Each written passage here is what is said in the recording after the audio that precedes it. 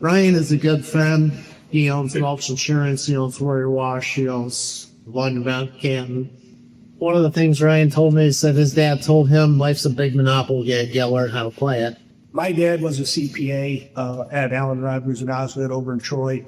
I was always kind of a numbers kid, good at math, that type of thing. So it was always a dream of mine to go follow my dad. I didn't think public accounting was something I wanted to do. Career, I like the numbers, so that's kind of where I got into what I got into.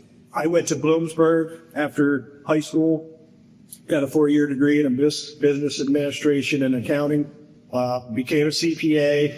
I was there for about just under 3 years. You know, it just wasn't quite for me. We did a lot of auditing, did all the school districts in the northern tier here. Had a chance to take a job at First Citizens Community Bank in their finance department.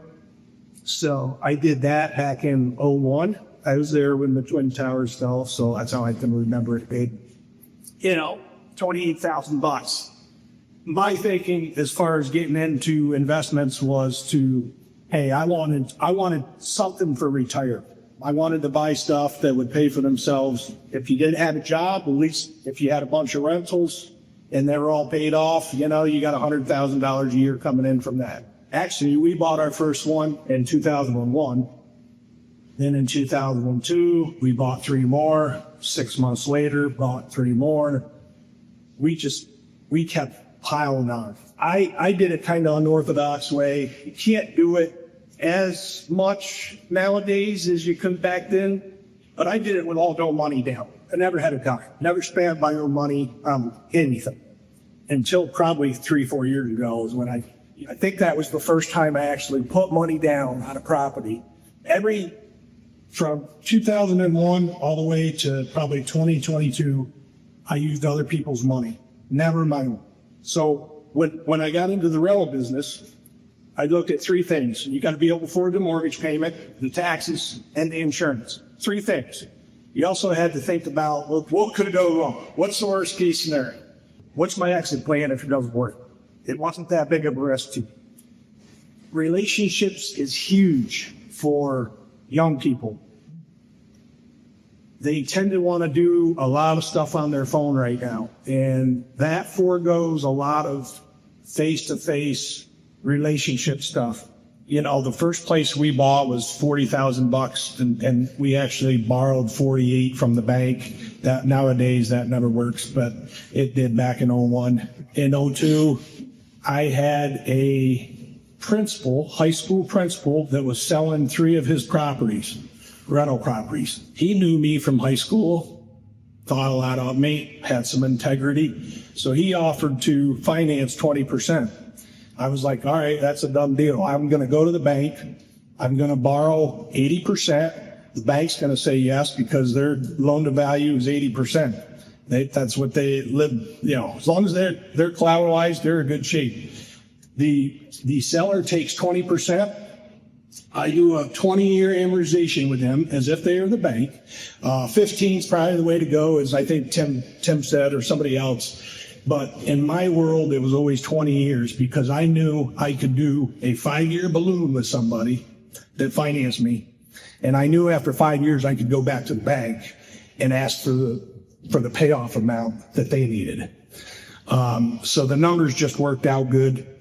And that first person did it. Next thing I know, a buddy of his that my wife was also a teacher in school and knew my wife, he was selling a couple of his places. So you begin with relationships, and once you do one of these, you can do 40 of them because you have a reputation of making it work.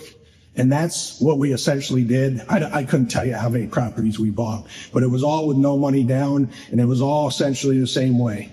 Mark's selling his for $100,000. Okay, I'm going to the bank for 80. He's financing 20. And after 5 years, I'm paying him off. So it's a win-win-win for the bank, the buyer, the seller. We did that for many years. I was never worried about debt. If anything you're involved in is paying for itself, you shouldn't be worried about that. Sure, that would go against Dave Ramsey. But what going into debt does to generate your wealth is unbelievable. Because over time, your rents go up, your property goes up, your loans come down. It has a tremendous amount of impact on your net worth. You know, my net worth just keeps going up. You know, it goes up $1 million every year, and you're just like, what happened? But that's how, is because your assets that you've acquired over time keep kind of going up.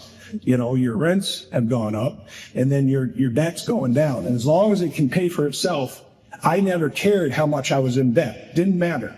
I couldn't even tell you what the high point was. It was never a factor because they were all paying for themselves. It was probably $4 million, something like that.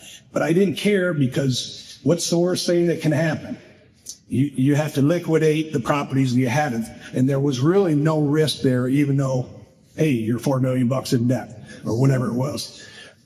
So we did the rental thing. We got numerous properties, probably had 30 some units at the highest. Had other opportunities to go above that. Really kind of thought that was probably a good way, you know, good spot to be at. Didn't want to get so many.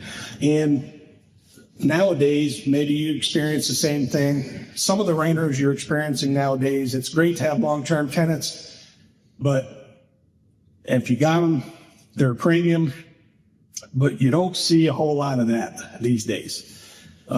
It's a little bit harder, and I sold most of my run. I still have a couple, but nothing. I sold 20 some units to 25 units 2 years ago, and it's probably the best thing I did, because I've been in the business for 24, 25 years, and I never knew anything different. From when I was 25, I started buying rentals.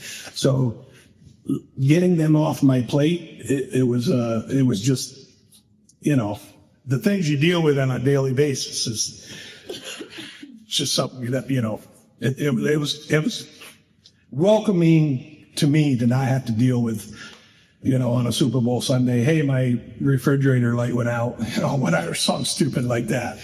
Probably, we did the rental thing, sold those a couple years ago, but going back to about 2013, I got bored with the bank. I was ascending in the bank very well. I was high up in the finance department. Who knows, could maybe be a president someday. I was right underneath Randy Black. Randy Black was my boss. He's been the president since '04. I switched sides of the bank a couple years before I left and got into credit administration. I had a good background between finances, real estate, taxes. It just seemed right to do the rental thing.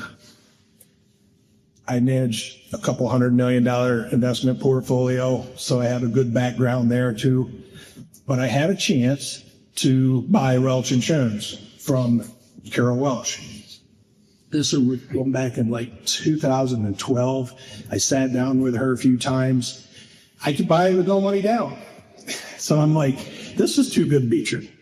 So I probably dragged my feet a couple of years at least. But every time I thought about it, I met with her a few times. Even though you had frustrations working with the bank, you knew where you were at, right? I had 5 weeks of paid vacation. I got it pretty good here. I could come and go, you know. You didn't want to necessarily give that up to go into business for yourself. But if you ever get the chance, do it. Because it's been great. Paid her off. It's a 10-year note. One thing to keep in mind if you're going to buy businesses from somebody, the bank is never going to give you money to buy from somebody that includes goodwill. All right, they're going to base your loan off from how much the property's worth. Okay, the actual physical property, where they might have a lot of goodwill involved. Typically, the owner is always going to have to finance it to get out of it. Typically. Sometimes, you know, the Chris Moores of the world could come in and say, hey, I want to buy your business. That's usually not the way it's going to happen. So typically, it's easier to show somebody that's willing to sell why they should maybe finance it themselves or a portion of it. Bought Welch Insurance in 2015. Bought multiple other property. I have a farm in Kentucky, 300 and some acres. I've got land in Ohio. I've got 275 acres in New York State. I live on a farm here, 260 acres. that we own, me and my wife. We have a lot going on. Then probably in 2019, Ryan Landon came to me and said, "Hey, do you want a car wash?" I'm like, "No." I mean, that was the second time he's asked me. I'm like, "No, but I'll always sit down and listen." So I sat down with him. Again, I could buy $1 million property or business with no money. So, okay, let's sit down. I knew it's not something that I wanted to do myself. I'm the numbers guy. I'm not the mechanical.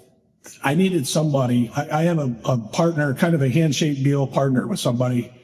I informally gave him 25%, and he'll buy it from me at some point.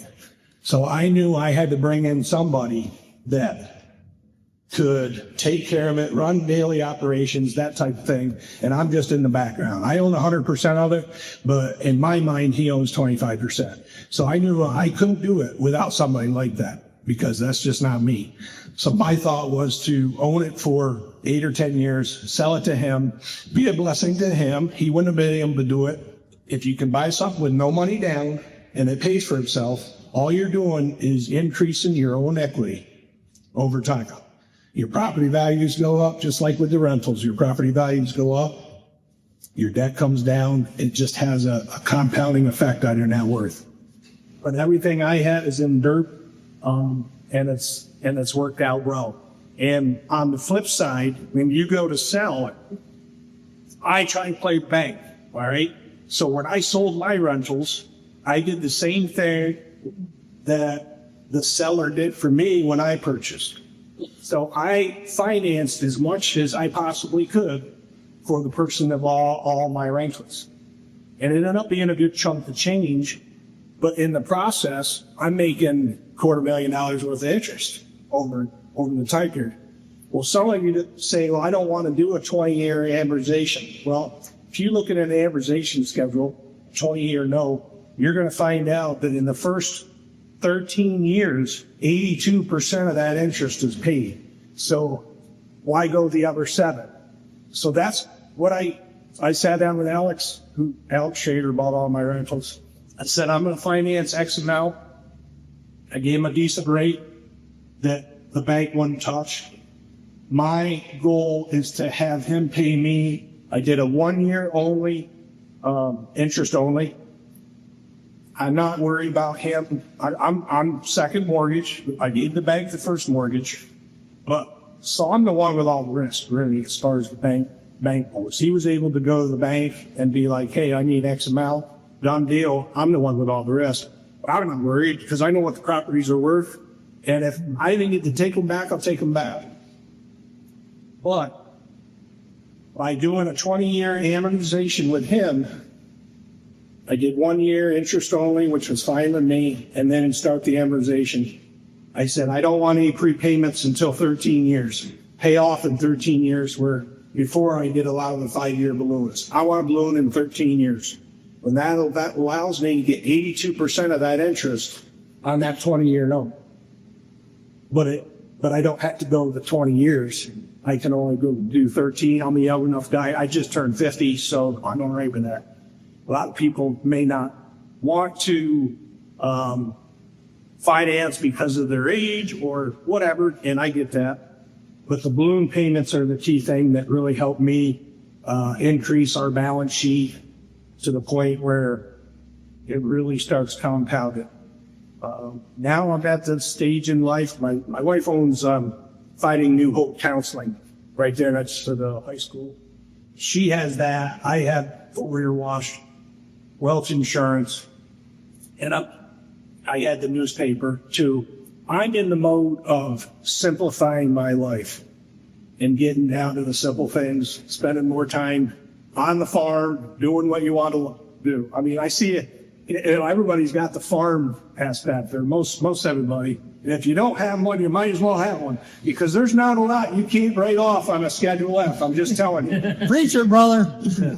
I'm telling you. So that's the other thing. I mean, I have a lot of good businesses, but I have a pretty good loss on my farm, and it serves a purpose.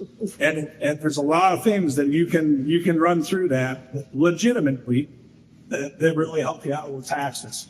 There's not a lot that I can't write off, to be honest with you. Even our horses at home, my wife used those horses as training. She had people come to the farm. You know, where else can you write off? Horses, horse feed, everything. Anyway, I'm at the stage in life where I'm trying to simplify things and really only get down to working with people that you don't want to. So you get to choose who you want to do business with. And the people that are more of a pain in your butt, you don't need that. That's where I'm at in life. I did it all because I wanted a retirement. And so everything I've done, I've never put a whole lot of money in the stock market. It's always been dirt. And I always figure when I'm ready to move off from those properties, I'm going to finance them and play bank for the next person and make the 5, 6, 7% myself. And it helps with the capital gains and everything. And it also helps people. I've helped people buy houses and stuff like that where they wouldn't otherwise been able to do. And so that's satisfying. I will touch on, a lot of you have talked about just uncanny stuff as far as the Lord goes. It really is true. I can echo what some of you have already said about as you get up and more mature, more financially mature, stuff just keeps coming your way. And it's all because you've been a good steward of what's been given to you.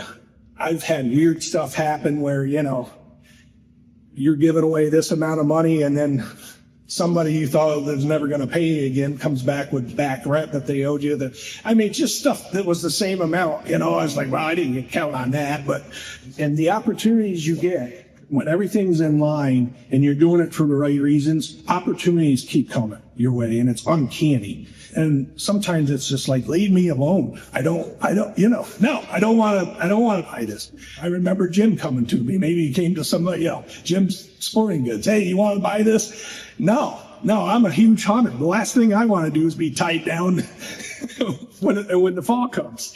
Opportunities always come your way and it's be grateful for it. And your reputation precedes yourself. So if you get the reputation that, hey, there's a good business guy or whatever, you can, we talk about renters. I mean, this day and age, you know right away, or pretty close, once you rent to somebody, what type of person they are. And if there's somebody that you can really nail down and say, oh, he's going to pay me Wednesday. And, if he pays you Wednesday, okay, great. A lot of them nowadays, you don't know what they're going to do. They tell you one thing and do another. Don't ever be that person.